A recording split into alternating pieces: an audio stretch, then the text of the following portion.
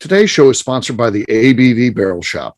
The ABV Barrel Shop is located in the St. Louis metro community of Arnold, Missouri, and is the world's first single barrel only liquor store. This business is owned and operated by Steve Akeley and Jim Fosnot.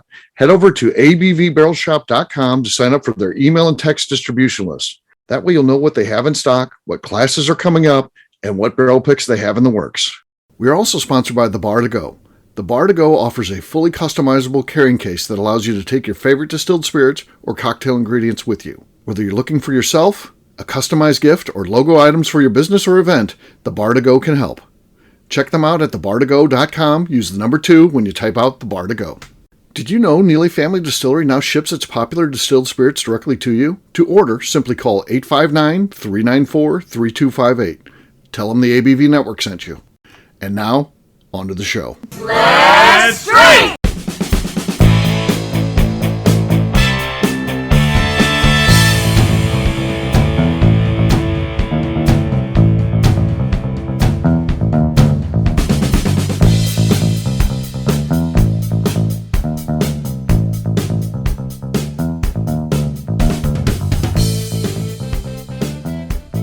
Welcome to the Bourbon Daily, the podcast about everything bourbon delivered to you every day of the week. Today on the show, we evaluate Jackie Zykan's move 6 months after leaving Old Forester. My name is McNew. Please join me in welcoming my co-host, Steve Akeley, along with our special guests, Tim Swaya and Ryan Thompson. Hey, gang, what's up? Hey, you guys. We're doing. So we're going to have some fun today. We're going to do a report card for Jackie Zykan. We're going to talk about how we feel like she's doing. Now, she used to work for really, Big Bourbon. She worked for Brown-Forman, and I'm sure they had reviews and things like that, where you got to fill out forms and all this bullshit they make you do. And then they try to make you evaluate yourself because they want you ripping on yourself. I never did that. I always give myself the highest score possible. They're like, oh, first of all, no one can ever be perfect. I'm like, well, I feel like I was perfect. So they're like, you can't do that. Okay, so am I not allowed to evaluate no, absolutely. You can do it yourself, but yeah. So I always give myself perfect scores, and then I would get in fights and I give that's myself that's like dealing with me. Because I think that I'm perfect, but I want to be like, an 8. I could do a little better. It could be a 10. So we're gonna be evaluating Jackie. Nothing she requested, nothing she's involved with, but it's one of those things that cracks me up because I think about. We just put a show out there, and if somebody be like, Jackie, how come they're rating you on that, on your performance in your job? And she'd be like, what? Who's rating me? And then she's like, oh God, the Bourbon Daily. So it'll be one of those funny moments that hopefully when she finds out about it, she's already realized it's done, and then she has to listen. So to hear about how she did, of course. So that'll be good. That'll be good. But before we get to all that, Tim said there's something you want to talk about. What is that, Tim? Yes, I was flipping through some of my old TV shows because I'm still stuck in old TV. I was wondering, what TV show do you think was canceled too soon? Canceled too soon. I don't think I've ever liked anything that was actually canceled. Really? I don't know how soon it was canceled, but I'm throwing out Three's Company because that was one of my favorite shows growing up, and I wish it was still around today. Okay. I knew what was going on back then. If I would have known what was really happening, that show would have been a lot more entertaining. I would have understood it a lot better. Right. Totally. What about Gilligan's Island? We didn't get closure with that. We never got closure on that one either. Yeah, it got canceled. So they're just still out there? What happened? Yeah. And then they have all the movies and all that, but who can keep up with that? So, No. So I really would have watched 20 more seasons of Mad Men. If they wanted, Don to have his California. Does that count, though? Does that count by the rules, Tim? I don't think it got canceled. I think they were like, we're not going to do this anymore. But I rewatched Mad Men. I rewatched Mad Men and Parks and Rec all the time, and Schitt's Creek. Those are my comfort shows. I really don't watch anything else. Okay, if we can just say that, then I'm going to go with either Sopranos or with Seinfeld. 2 shows that were not canceled but ended before their time. They ended and I would even, if they wanted a reboot Mad Men to be like Sally's life, I would watch what Sally does as an adult. I was invested in these characters, and I'm sad that they were taken away from me. Akeley, I'm a little confused. What's the difference between the show ending and it getting canceled? Canceled would be, they don't have any say in it. It's the network says we're not doing this anymore. Decided not to pick it up anymore. There's no finished storyline. There's no closure. There's no closure with Seinfeld and Sopranos. Both they had season show enders. So they decided themselves that they're not going to do the show anymore, and they stopped when they felt it was appropriate. Seinfeld, though, you go back and watch that last season, it holds up as good, other than the last episode, which was dumb. Yeah, some would say the last episode was a cancellation. Last episode was bad. Was bad. But still, yeah. I like The Sopranos. I even like The Sopranos ending. There's people who say it's the worst ending of all time. I think it was actually great. I think the fact that they left it up to you to interpret. Did he die? Did he not die? What happened? Was it not supposed to be? I think that was the most incredible ending I've ever seen. I like that show from beginning to end. And I wish they would have brought it back. I wish they would have made a movie. I wish they would have done something up until the point James Gandolfini dies. Then do not bring that show. No one else can be Tony Soprano. Also, but James Gandolfini. And where they're supposed to end, right? Like if they made a movie, that movie might have been like fucking terrible. It could have been. Or it could have been awesome. I don't know. Or I would have liked to see Mad Men's Don's California Life. That could have been fucking terrible because he's not the person he would have been in New York. So I'm glad they left it off and didn't run it. Like they didn't like jump the shark, so to speak, because it could have just went very wrong. They just quit where they should have quit. Maybe. I don't know. But I always want more because like I was addicted to Mad Men. Like I rewatch that like every year. But which is a sign of a good show, right? I guess, yeah. No.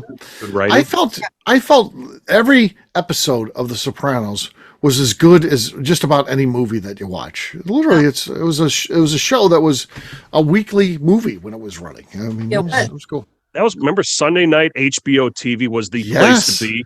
Yes. The largest percentage of America watching that 8:00 show. Yeah. Yeah.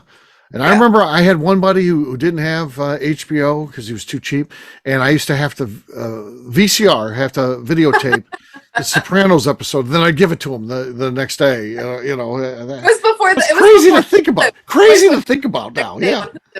Yeah, no streaming or anything like that. It's a whole nother small talk. The VHS roulette game that we could play. So, my gosh. I don't know if it's a birthday party, an episode of The Sopranos, or porn.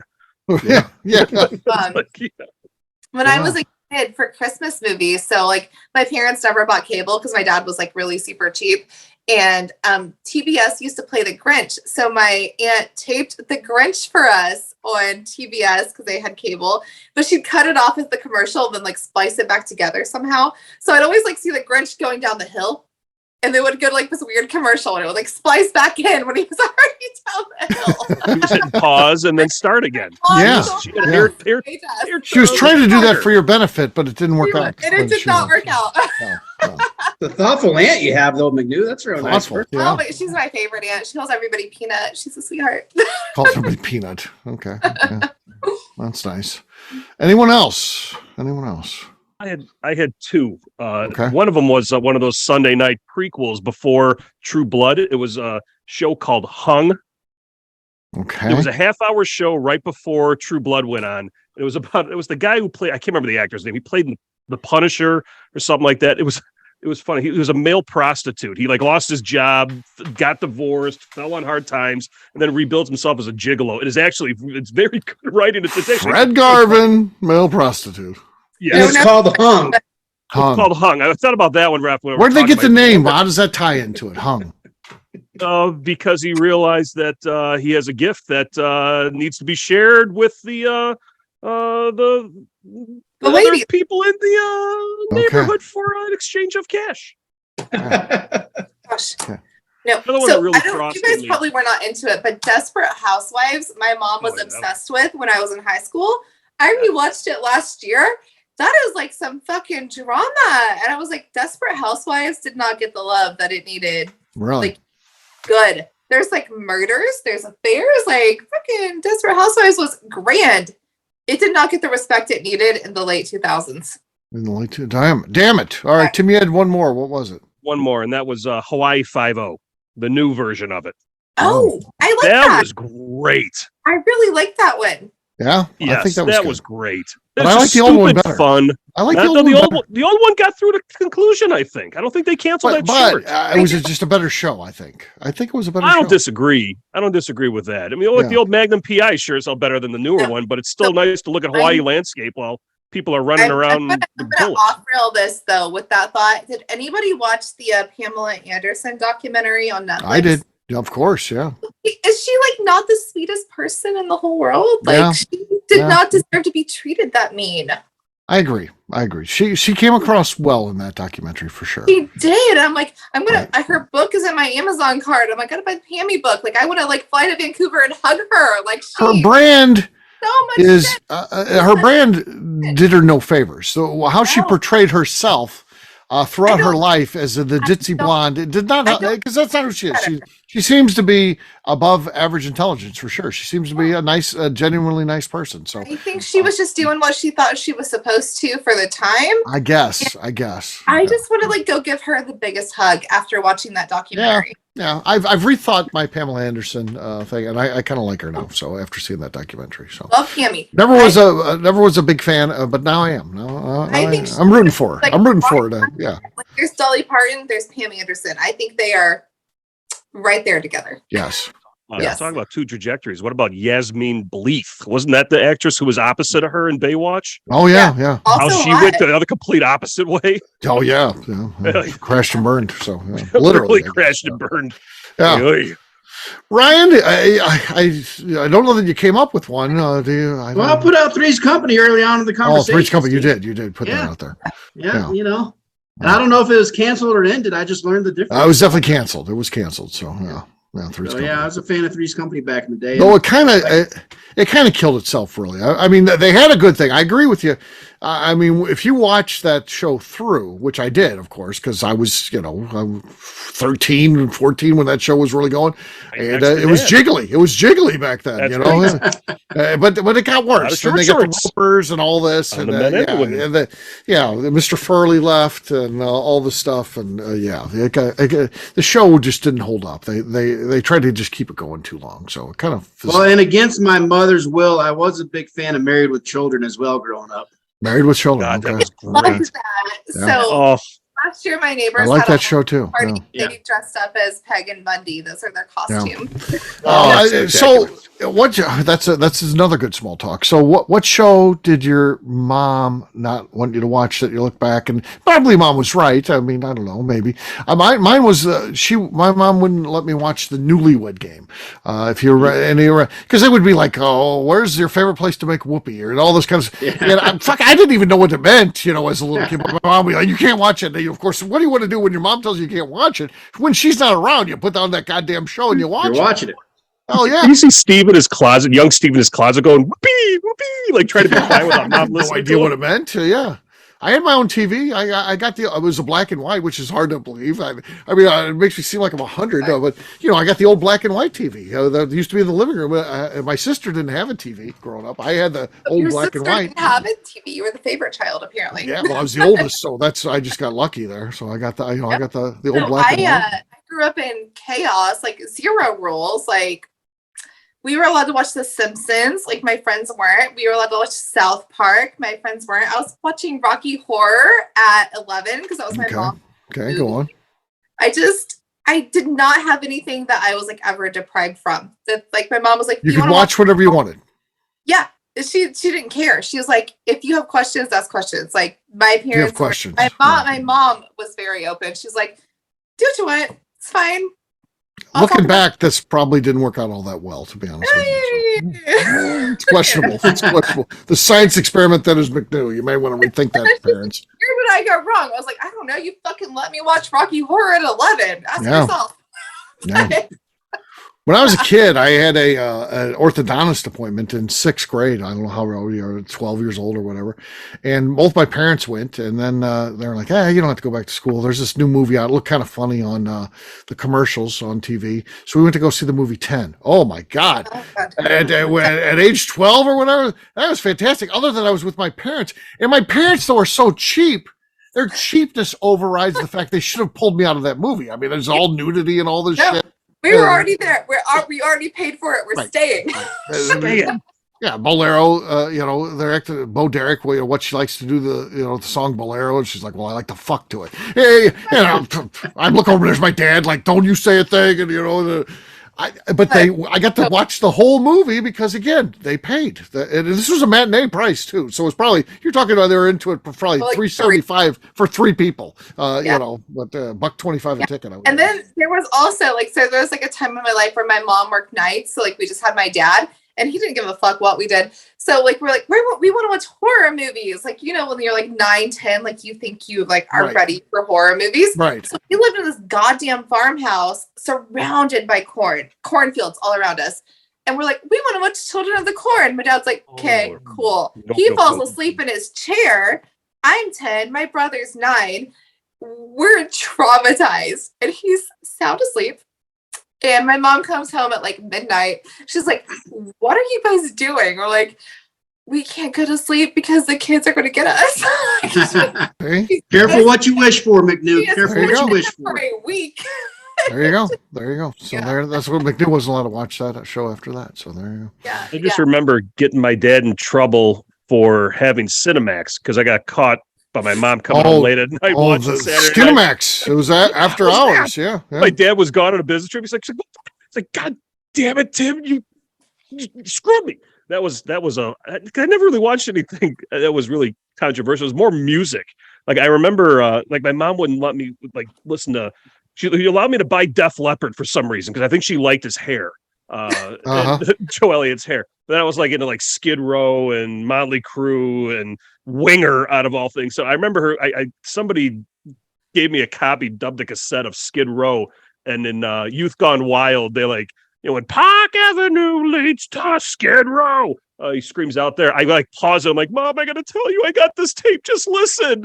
And I play it for her, trying to confess that I got the Skid Row album. Yeah. I was such a dork. Well, there you go. That's how you turn out how you are today. So that made Tim who he is. I just remember a house with no rules. My mom was like, yeah, you can watch that. If you're traumatized, you'll be fine. You'll be fine. It'll be fine. Everything's fine. On that note, it is time to drink. What is everyone drinking? Let's start with Tim. Tim, what do you got there, man? All right. I have an Art of the Spirits. This is a Bonnie and Clyde cast strength bourbon. Okay. No, nothing there. All right, Ryan. Ryan was very judgmental there for a guy who's probably going to have a bad cork pop. But, on Tim's, he was just, he was frustrated by. And Tim, we talked about Richard earlier, but that is one of my favorite brands here in Colorado. And Richard Paul is one of my favorite people in the business here. So I always love to see a little Art of the Spirits, but I'm going to keep it a little in-house here on this episode. Just do a little 10th Mountain bourbon here. Okay. Maybe. Nothing there. Nothing going on there. I've got Samuel Burton here. We'll see how it goes. This is their bourbon, 120 proof. Lots of squeak, decent pop. We'll see what happens. McNew, what do you got? I got the lead. I have the limousine rye pick from the ABV Barrel Shop, and it might be a last show pour. Well, could be last show pour right there, I think. Yeah. I really liked it a lot, so it's good stuff. See, I also you broke the cork. Okay. And she was pouring it though. Yeah, she was still pouring it though, despite the cork being broke. There, she still acted like she was pouring it. I really went for it. I was like, "Oh fuck, it's broken." I gotta work on that later. I'm just gonna disqualified, right? Yeah. Oh, there's still no noise there. I'm the only one who had a cork that even made noise, so I win. So cheers, gang. Hello. Cheers, Steve. All right, we'll take a quick break. And then when we come back, it's going to be time to get into our report card with Jackie Zykan. We'll do that in just a few.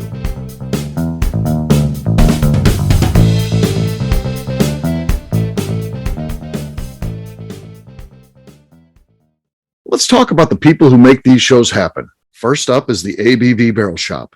It is the most unique shopping experience in the world of bourbon, as the ABV Barrel Shop only sells single barrels. Owners Steve Akeley and Jim Fosnot select. With over 100 distilleries on board to sell us barrels, we are home to the most unique and diverse barrel pick selections in the bourbon world. By signing up for our email, you will always know what we have in stock. In addition to the single barrels, we'll have a gift shop featuring ABV Barrel Shop as well as ABV Network merchandise. We are partnering with vendors like Art Eatables and Old Man Bay Signs to bring you unique items you can't find anywhere else. We will also have a 24-seat classroom where we are offering educational and fun classes like Breakfast and Bourbon, a series where we pair donuts and bourbon, customer barrel picks, and opportunities to learn from master distillers and other bourbon dignitaries. Best of all, we feature a tasting bar where you can try before you buy. All of this is located in the St. Louis metro community of Arnold, Missouri. If you are in the St. Louis area, please stop by to say hi. If you're traveling in from outside the area, please take advantage of our hotel rates with the Drury Inn and Pear Tree Inn, less than a mile from our shop. This can be done via the links in our Visit St. Louis section on our website. Head over to abvbarrelshop.com to plan your trip. The ABV Barrel Shop. It's where single barrels live. Hi, this is Steve Akeley, owner of the ABV Network. We're sponsored by the Stave and Thief Society. This is where you, a bourbon enthusiast, can expand your knowledge and emerge a bourbon steward. In 2017, I completed my Executive Bourbon Steward certification. It's the most comprehensive bourbon certification program available and connects you with an expansive network of bourbon enthusiasts and professionals. Check out the full listing of in-person and online certifications and join the society today by enrolling at staveandthief.com. Okay, let's talk about the Neely Family Distillery. In 2018, I met Royce Neely at an industry event. He started appearing on our shows, and we became friends during my frequent trips to Kentucky. Today, he is amongst the leaders of young distillers leaving their mark on the bourbon industry. A visit to Neely Family Distillery yields insight on their unique family history, why their products are special, and gives you the opportunity to taste their whiskey, moonshine, and creams. Check them out at neelyfamilydistillery.com or visit them in Sparta, Kentucky.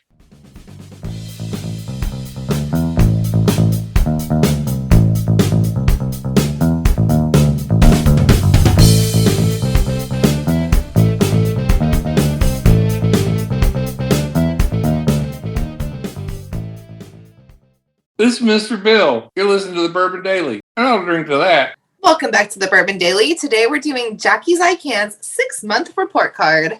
Yes, we are. So 6 months ago, Jackie Zykan leaves Old Forester. We don't know what's happening.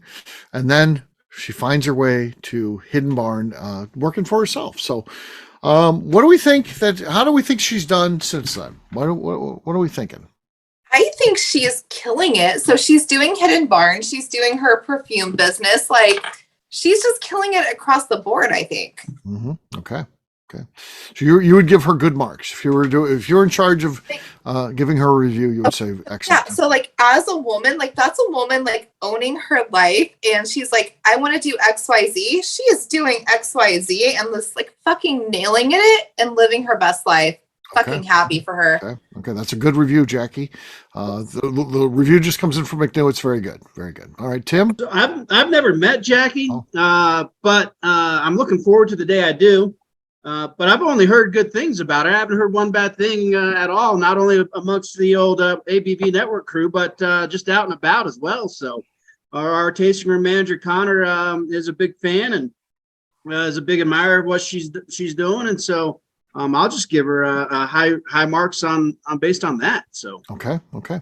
So Jackie, two high mark. We'll go for an official score after this, but we'll just kind of get in the general comments first. Tim, how about you? How do you think Jackie's doing? Report card. Yeah, so in the collection of her 360 review raters, of 5 of her peers that she selected herself, and then 10 other random people in the industry that I've surveyed. I found that Jackie has 5 corresponding characteristics that have really summarized from all these people: that she's energetic, she's creative, she's very diligent, she's very focused minded on execution, and she's just very personable. So these are the 5 characteristics, Jackie, that I've compiled through all these reviews of some of your peers that you've selected, along with other random peers that you've worked with in some either cohorts or colleagues randomly across the industry. And those 5 characteristics show that I think you're progressing pretty well, especially with the breaking news a couple days ago from when the show was recorded that you found your second site of your perfume line that you have out there at Peerless. So you can now find her line at the ABV Barrel Shop and Peerless Distilling Company, which I think is great. That's a big break into Kentucky, especially in downtown Louisville and Whiskey Row. I think that's a testament to the hard work that you're doing, working the beat, and your friends in the business. So as of right now, I think your trajectory is still moving in that growth stage with, of course, room for continuous improvement. And we can talk about those developmental areas in your next review in 6 months when we adjust. I am here for it though, Tim. I like that you mentioned all this because like she left a corporate job, right? Like a safe Right. job. And now she's putting her stuff out there where she can put it. Baby, A+, because you are putting your things in all the right places. Good for you. You are hustling. So I know she's working harder than she ever has. Like you think, oh, I want to leave a corporate job because I don't like doing that 9 to 5. You're working harder than you ever have when you worked for yourself. So good for her. I'm so happy for her. Yeah. I'll say this, Jackie Zykan is perfection with what she does. I mean, she comes at everything intelligent. She also brings humor to everything that she does. She's a very likable person. She brings passion to all of her projects. I just think that she's doing an incredible job. And there's no map to doing what she's doing. So you can be like, well, who's my second favorite person that left a big time safe corporate job to kind of go off and start your own gig and just roll with it. And you know, she's got a lot because she has a job at Hidden Barn. She has to do all the blending. She has to, you know, she's involved in that, but she's also got to be the face of the brand. And I know that Nate does some stuff and things like that. But I'm telling you that brand lives or dies with Jackie Zykan. And I mean, and Jackie's killing it. I can't say enough good things about what Jackie's doing. So this is a very strong 6-month review in my mind. I think that she is doing good. And I'll kick it off score wise. I mean, if I had to evaluate her from 0 being she's doing a terrible job to 100 being perfection, I'm going to give her 100. 100. It goes back to my days when I would give myself a perfect score. I think Jackie is doing as good a job as I used to do back when I had a corporate job. How about that? So yeah, Jackie, perfect. I also hope like she doesn't burn herself out and like she takes the break session. Well, she seems like she's doing that too. So I give her credit for doing the balancing. Or like right now as we record this, she's on a vacation, she's hiking, she's having fun, she's doing the things she likes to do, and she seems to make time to do those things to her credit, which is good. She needs to do that. I'm glad she is. She is. Okay. All right, McNew, score time. 0 if you think she's doing a terrible job to 100 being perfection. What do you think? What's your grade for her? I'm giving her a 99.9. 99.9. Okay. Tim, what do you think? 0 to 100 scale. I am at a 99.98.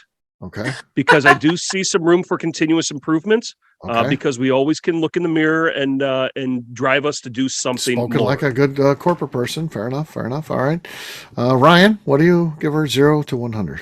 You know, it's I stated my case earlier. We haven't met. I've only heard good things, but because we haven't met, because I haven't sat down and enjoyed a whiskey with her, I got to give her a 95. 95. I got to come in a little lower just because of that. Oh man. He's got to meet her. Got to meet her. And that's on me too. It's on my shoulders too. But we're not rating me today. We're rating Jackie. Yeah, this is true. Yeah, hopefully Ryan's back down in Key West with the next year, and Jackie's supposed to be there too. So we'll see if that all happens. Maybe you'll get a chance to meet her. So yeah, look forward to it. There you go. Well, Jackie, if you're listening to this, which you're probably not, but if you were, theoretically, you could hear that you got very good scores. You're doing a great job. Keep doing what you're doing, and we like what you're doing out there. And of course, from St. Louis, she's been feeling this as she comes back here to St. Louis. Gosh, they love her, and and she's been here a lot with the rollout of Hidden Barn in the St. Louis area. So fun stuff.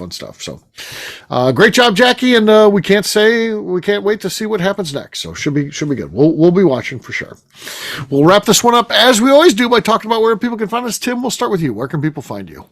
You can find me for hire doing employee reviews if you want on Instagram at SwyGuy2112. All right, fair enough. Ryan. Across all socials at 10th MTN Whiskey, and our website's 10thwhiskey.com. That's 10th whiskey with an E. McNew. I'm on Instagram at McNew ABV. For me, I'm an easy guy to find. I'm at Steve Akeley on Twitter, Instagram, or Facebook. I've got a website, steveakeley.com. We've also got a company website.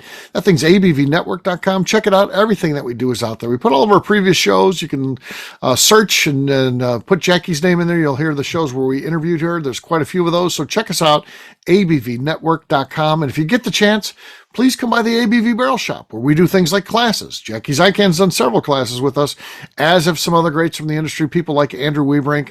We've had Ryan out there, so come by and see us. McNew pops in from time to time. You never know who's going to be there. As we record this, Robert Licorice is going to be stopping by the store in the next week or so, just because he happens to be coming through St. Louis. So that's the kind of stuff that happens at the ABV Barrel Shop. So check us out, abvbarrelshop.com. McNew, anything else to say before we get out of here? I would like to remind the audience to please give us a 5-star review that includes comments. It helps new people find the show, which is very important to us. And if you like what we're doing, we ask that you please visit our Patreon page at patreon.com/the ABV Network. Great job today, gang. For audience, we'll have a brand new show for you tomorrow. Looking forward to that. Until then, take care, everybody. See ya. Bye. See you, folks. Peace.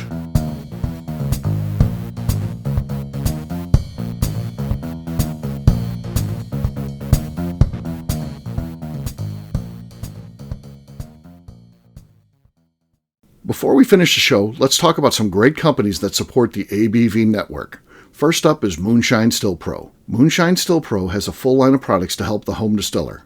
Whether you want to experiment on the stove in your kitchen or you're looking for a bigger setup in your backyard, owner Russell Creed and his team can help. They have multiple still offerings, accessories, and even grain from their partners at Goldstone Mill to assist you in making whiskey on par with your favorite distillery. They can also help you with some fabricated parts you probably can't make yourself if you are attempting a DIY still project. Learn more or order your still or parts at moonshinestillpro.com. Last but not least is the ABV Barrel Shop. While we don't get to play in the allocated bourbon game because we aren't selling the other products you have to do to get those, we do have access via our friendships in the bourbon industry to some really cool stuff. Have you ever seen your favorite craft distiller selling some really cool limited offerings only in their gift shop? I'm talking things like the hazmat offering Distillery 291 did for their 10th anniversary, or Neely Family Distillery's Papaw's birthday barrel. They don't have enough of it to send it out to distributors, so they only sell it via their gift shop. Well, companies like Distillery 291 and Neely Family Distillery have agreed to sell us 2 or 3 cases of these offerings moving forward, meaning our store will have the access to some of the rarest whiskeys in the world. Way more difficult to come by than the allocated bourbon offerings with the national release. Yes, they will be extremely tough to come by, but if you're a customer of our store, you'll have a chance to get them. Get signed up for our email or text list over at abvbarrelshop.com so you don't miss out. The Bourbon Daily is part of the ABV Network. For more information or to become a sponsor, please visit abvnetwork.com. Thanks for listening and cheers. This has been a Steve Akeley production.